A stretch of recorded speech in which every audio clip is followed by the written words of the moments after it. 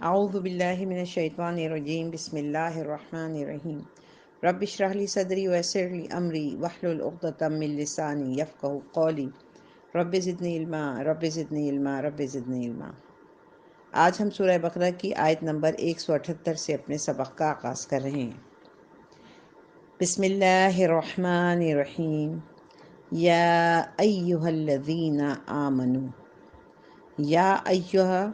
یہ حرف ندا ہے۔ میں پہلے بھی بتا چکی ہوں کہ یا جو ہے کسی کو پکارنے کے لیے، مخاطب کرنے کے لیے ہوتا ہے، جسے حرف ندا کہتے ہیں۔ جن الفاظ پہ الف لام داخل ہوتا ہے اس میں یا کے ساتھ ایہا کا اضافہ کیا جاتا ہے، جیسے الذین، یا ایہا الذین آمنو، اے وہ لوگ جو ایمان لے آئے، یا اس کو یوں بھی کہیں گے اے ایمان والو، کتب علیکم القصاص فی القتل، اے اہل ایمان تم پر فرض کر دیا گیا ہے مقتولوں کا بدلہ لینا۔ قتلہ قتیلن کی جمع ہے اور اس کے معنی ہیں مقتول کے ہیں،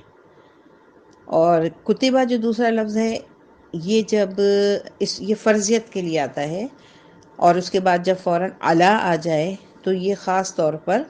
فرض کر دینے کا، جیسے اس طرح کی آیت آگے مزید آئیں گی، جیسے یا ایھا الذین آمنوا کتب علیکم الصیام، کہ تم پر روزے فرض کیے گئے ہیں۔ اس طرح سے اس آیت میں اللہ تعالیٰ فرماتے ہیں کہ اے اہل ایمان تم پر مقتولوں کا بدلہ لینا فرض کر دیا ہے، یعنی تم پر فرض ہے کہ جب بھی کسی معاشرے میں کوئی شخص قتل کیا جائے تو قاتل کی سزا ضروری ہے، اور قاتل کی سزا قرآن کہتا ہے اس کے بدلے قتل کیا جانا۔ دیکھیں اگر اس چیز کو معمولی سمجھ لیا جائے اور قتل ایک عام سی بات ہو جائے، اور جیسے کہ آج کل ہم اپنے معاشرے میں دیکھ رہے ہیں بات بے وجہ بغیر کسی اس کے کوئی بھی کسی کو قتل کر دیتا ہے، تو اس کی اصل وجہ کیا ہے؟ ہمارے معاشرے میں یہ سب کچھ کیوں پھیل رہا ہے؟ اس کی وجہ یہ ہے کہ جو قرآن نے قتل کی جو قاتل کی جو سزا دی ہے اس کا امپلیمنٹ نہیں ہو رہا ہے، وہ یہاں پہ نہیں دی جا رہی ہے۔ کتنی بڑی بات اللہ تعالیٰ نے کہا کہ اگر کوئی شخص بلا وجہ بغیر کسی مقصد کے صرف اپنی دشمنی میں کسی دوسرے شخص کو قتل کرتا ہے تو قاتل کی سزا یہ ہے کہ جواباً اس کو بھی قتل کیا جائے۔ آگے دیکھیں، الحر بالحر، آزاد کے بدلے، والعبد بالعبد، عبد کہتے ہیں غلام کو، اور غلام کے بدلے غلام، والانثى بالانثى، اور عورت کے بدلے عورت۔ یہاں یہ کیوں کہا گیا ہے کہ آزاد کے بدلے آزاد، غلام کے بدلے غلام، اور عورت کے بدلے عورت؟ اس کے لیے ہمیں عرب کا پچھلی تاریخ دیکھنی پڑے گی۔ تو یہ تو ہمیشہ سے رہا ہے کہ جب بھی کوئی قتل کرتا ہے تو جواباً اس کے جو لواحقین ہیں مقتول کے، وہ یقینی طور پر بدلہ لینا چاہیں گے، اور یہ انسان کی فطرت ہے۔ یہ فطرت انسانی میں شامل ہے کہ اگر کسی پر زیادتی کی جائے تو جواباً وہ بھی زیادتی کرنا چاہتا ہے، وہ بھی اس کا بدلہ لینا چاہتا ہے۔ تو پچھلے زمانوں میں یہ ہوتا تھا کہ اگر ایک شخص نے کسی دوسرے قبیلے کے کسی شخص کو قتل کیا تو مقتول کے گھر والے جا کر قاتل کے کسی بھی شخص کو قتل کر دیتے تھے، یعنی جس نے قتل کیا ہے وہ آزاد گھوم رہا ہے، اور اس کا بھائی، اس کا باپ، اس کا چچا، تایا، کزن، کوئی بھی اس کے بدلے قتل کیا۔ اچھا، اس طرح کیا ہوتا تھا؟ یہ دشمنی دیکھیں کس طرح جال کی طرح پھیل جاتی تھی۔ جب مقتول کے لواحقین نے قاتل کے بھائی کو قتل کیا تو اب اس کے باپ نے کہا کہ اس نے تو قتل کیا نہیں تھا، یہ تو مظلوم تھا۔ اس نے جا کے جو دوسرا گروپ ہے اس کے جا کے کچھ لوگوں کو قتل کر دیا۔ اسی طرح سے جب بھی کوئی غلام جو ہے وہ کسی آزاد کو قتل کرتا تھا تو پھر اس غلام کے بدلے، یا یہ کہ کسی آزاد نے اگر کسی کو قتل کیا ہے تو اس کے بدلے غلام کو پیش کر دیا جاتا، بھئی تم اسے مار لو اور ختم کرو۔ تو یہ ایک ناانصافی کی ایک کڑی چلتی تھی، ایک زنجیر سے بن جاتی تھی، اور دشمنی بہت سخت پھیلتی تھی۔ اللہ تعالیٰ نے اس کو روکنے کے لیے دیکھیں کتنا زبردست نظام بنایا کہ اگر کوئی آزاد شخص کسی کو قتل کرے گا تو وہی شخص، وہی آزاد شخص ہی، وہی قاتل ہی اس کے بدلے قتل کیا جائے گا۔ اور اگر کسی غلام نے قتل کیا ہے تو وہی غلام جو قاتل ہے وہی اس کے بدلے قتل ہوگا۔ یا اگر کسی عورت نے کسی دوسرے شخص کو قتل کیا ہے یا عورت قاتلہ ہے تو اسی قاتلہ کو ہی اس کے جواب میں قتل کیا جائے گا۔ اب یہ تو ایک اصولی بات بتا دی کہ جو قتل کرے گا اس کی سزا قاتل ہی بھگتے گا، کوئی اور نہیں بھگتے گا۔ فمن عفیہ لہو من اخیہ شیء، پھر جس نے عفیہ، اف سے نکلا، عفو کہتے ہیں معاف کر دینے کو، پھر جس کو معاف کر دی جائے یا معافی دے دی جائے یا معاف کر دی جائے، لہو من اخیہ شیء، کوئی شے اس کے بھائی کی جانب سے، یعنی خون بہا دے دیا جائے۔ خون بہا یعنی فرض کیجئے کہ مقتول کے قاتل کے گھر والے کہنے لگے کہ بھئی زیادتی ہو گئی، یا قاتل نے سوچا کہ ہاں ہم سے ہو گئی ہے، زیادتی ہوئی ہے، تو اب جو مقتول ہے اس کے لواحقین، جو اس کے ورثہ ہیں، اس کے باپ، بھائی یا اس کے بیٹے، تو ان سے جا کے معافی مانگی جائے گی، اور اگر وہ معاف کر دیں، اول تو وہ معاف کر دیں تو ٹھیک ہے، معافی ہو گئی، اور اگر وہ معاف نہ کریں، اس کے بدلے کہیں کہ ہمیں خون بہا دیں، ہمیں اس کے خون کے بدلے میں کوئی چیز چاہیے، کوئی پیسہ چاہیے، کوئی زمین چاہیے، کوئی بھی چیز چاہیے، تو پھر وہ دینا اسلام میں جائز ہے۔ فاتباع بالمعروف واداء الیہ باحسان، فاتباع پس تو اس کی، اتباع کہتے ہیں پیروی کرنا، تو اس کی پیروی کی جائے، یعنی جو کچھ طے پایا ہے اس کی پیروی کی جائے۔ کس طرح کی جائے؟ بالمعروف، معروف طریقے سے، واداء الیہ باحسان، اور خوبصورتی کے ساتھ، احسان کے ساتھ اس کی ادائیگی بھی کر دی جائے۔ اب قاتل کے گھر والوں کو چاہیے کہ اگر مقتول کے گھر والے جو ڈیمانڈ کر رہے ہیں کہ مجھے اتنی بڑی زمین دے دیجئے،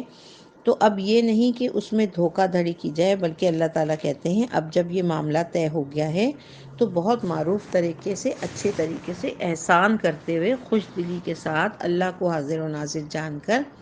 اس کی ادائیگی کر دی جائے۔ ذالک، یہ اس میں اشارہ ہے قریب کے لیے،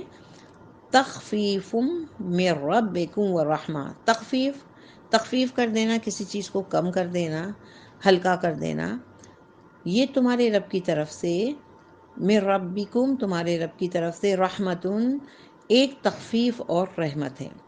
اس کا مطلب یہ ہے کہ اللہ تعالیٰ نے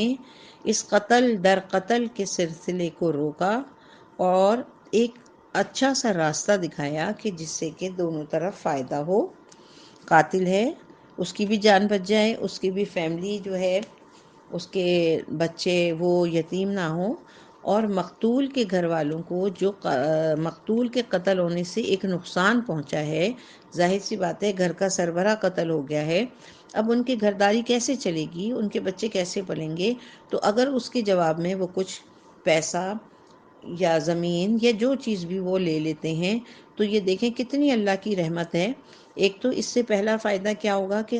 قتل در قتل کا جو ایک سلسلہ شروع ہو جاتا ہے، اس نے اس کے بھائی کو مارا، اس نے اس کے باپ کو مارا، اس نے چچا کے بیٹے کو مارا، اس نے اس کی بہن کو مارا، اور یہ صدیوں تک، سالوں تک یہ سلسلہ ایک خاندان سے دوسرے خاندان میں چلتا رہتا ہے۔ تو اس چیز کو اللہ تعالیٰ نے ختم کر کے ایک بالکل معتدل اور بہت اچھی راہ نکالی، جس کو اللہ تعالیٰ نے کہا کہ یہ تمہارے لیے، تمہاری طرف سے ایک تخفیف ہے اور ایک رحمت ہے۔ فَمَنِ اعْتَدَىٰ بَعْدَ ذَلِكَ فَلَهُ عَذَابٌ أَلِيمٌ،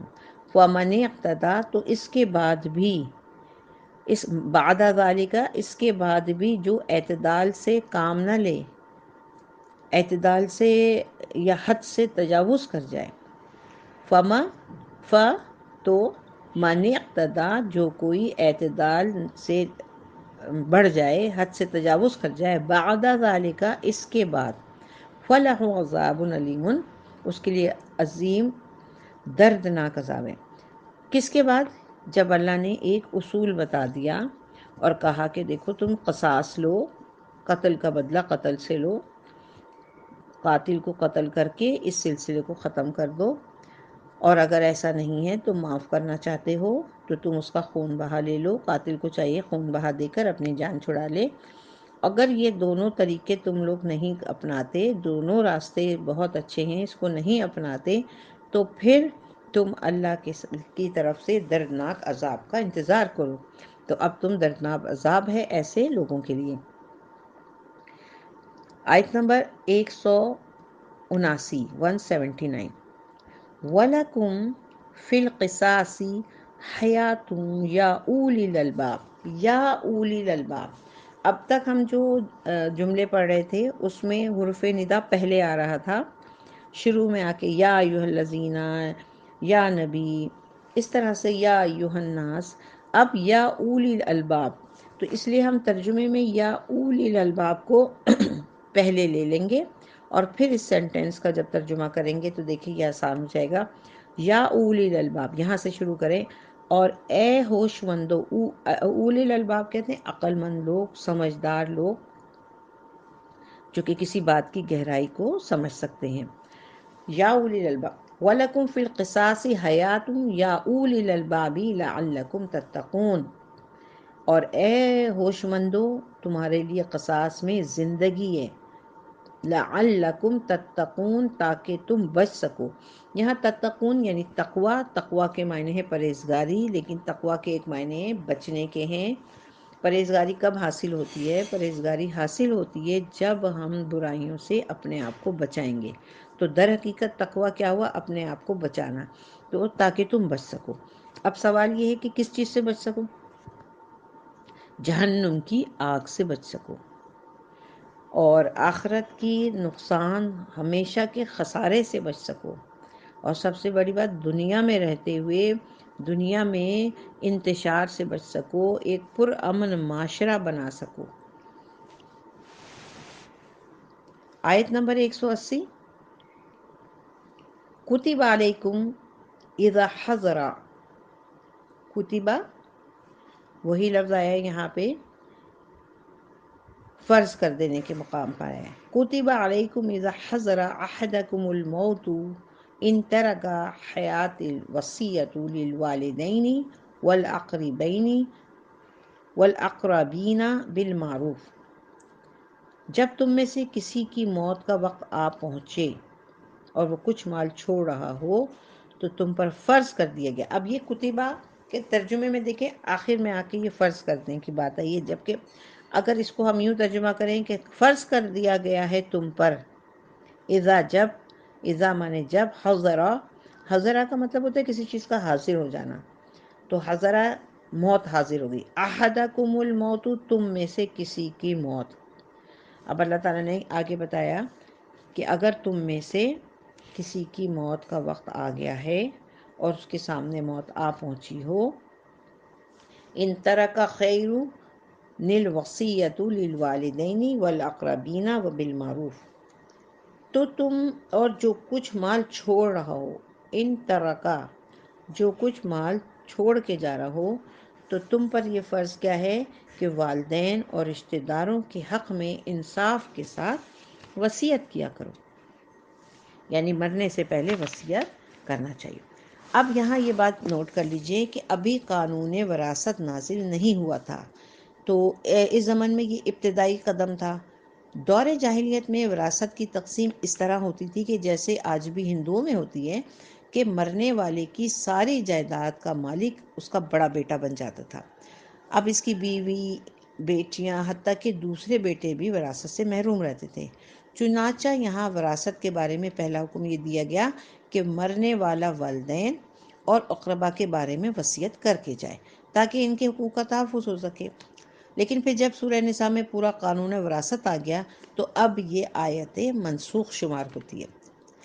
البتہ اس کے ایک جز کو رسول اللہ صلی اللہ علیہ وسلم نے باقی رکھا کہ مرنے والا اپنے 1/3 مال کے بارے میں وصیت کر سکتا ہے، یعنی اگر مال کے 3 حصے کریں تو اس میں سے 1 حصے کے بارے میں وہ وصیت کر سکتا ہے، اس سے زیادہ نہیں۔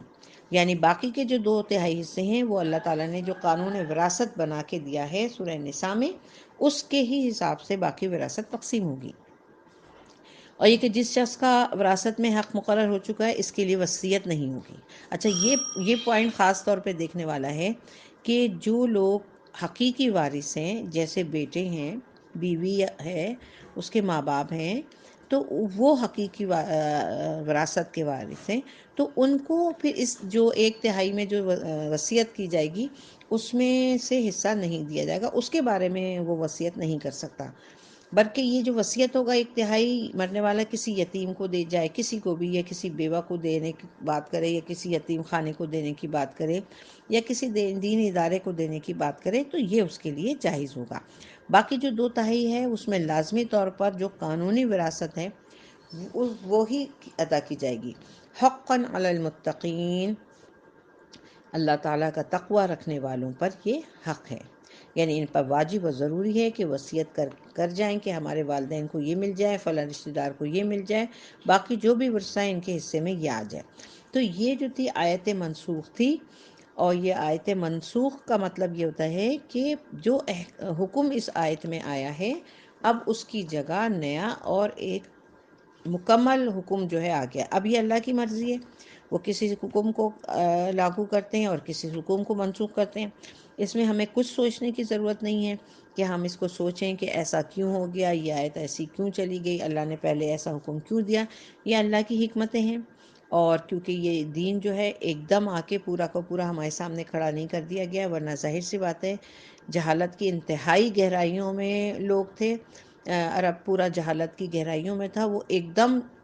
اوپر آ جاتا اور ایک دم ان کے اوپر جو احکامات نافذ کر دی جاتے تو وہ ان کے لیے بہت بھاری ہوتے۔ اس لیے بتدریج ان کو آہستہ آہستہ ان کی ذہنی تربیت ہوتی رہی، اور اس تربیت کے ساتھ وہ قدم بہ قدم بڑھتے ہوئے